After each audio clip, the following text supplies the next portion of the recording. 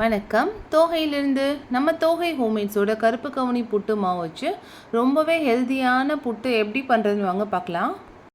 1 cup கருப்பு கவுனி புட்டு மாவு இதில் சேர்த்துக்கலாம். இது கூடவே 1 டம்ளர் தண்ணி சேர்த்து தேவையான அளவு உப்பு சேர்த்துக்கலாம். இப்போ கொஞ்சமாக நெய் சேர்த்துக்கலாம். நெய் ஆட் பண்ணுறப்போ ஸ்மெல்லும் நல்லாயிருக்கும், டேஸ்ட்டும் நல்லாயிருக்கும். இப்போ நல்லா தண்ணி காஞ்சோடனே லைட்டாக கொஞ்சம் கொஞ்சமாக சேர்த்து நல்லா உதிரியாக மிக்ஸ் பண்ணி விட்டுக்கலாம். கட்டி எதுவும் இல்லாமல் உதிரியாக வர வரையும் நல்லா மிக்ஸ் பண்ணிக்கோங்க. நார்மலாக நம்ம புட்டு பண்ணுறதை விட இந்த கருப்பு கவுனி மாவு வச்சு புட்டு பண்ணுறப்போ டேஸ்ட்டும் சூப்பராக இருக்கும்.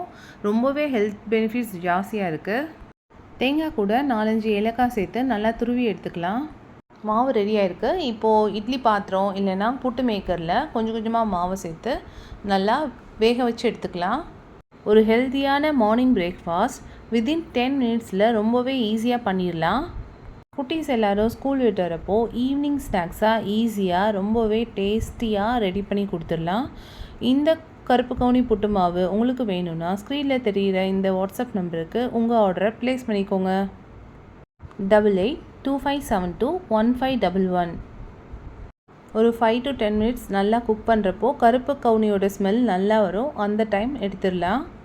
அவ்வளோதான். இது கூட நம்ம நாட்டு சக்கரை, கொஞ்சமாக நெய் இல்லைன்னா எண்ணெய் சேர்த்து சாப்பிட்றப்போ ரொம்பவே டேஸ்ட் சூப்பராக இருக்கும். எல்லோரும் ட்ரை பண்ணி பாருங்கள். இந்த வீடியோ உங்களுக்கு பிடிச்சிருச்சுன்னா லைக் பண்ணுங்கள், ஷேர் பண்ணுங்கள், சப்ஸ்கிரைப் பண்ணுங்கள்.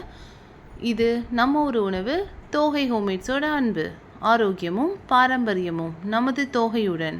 நன்றி.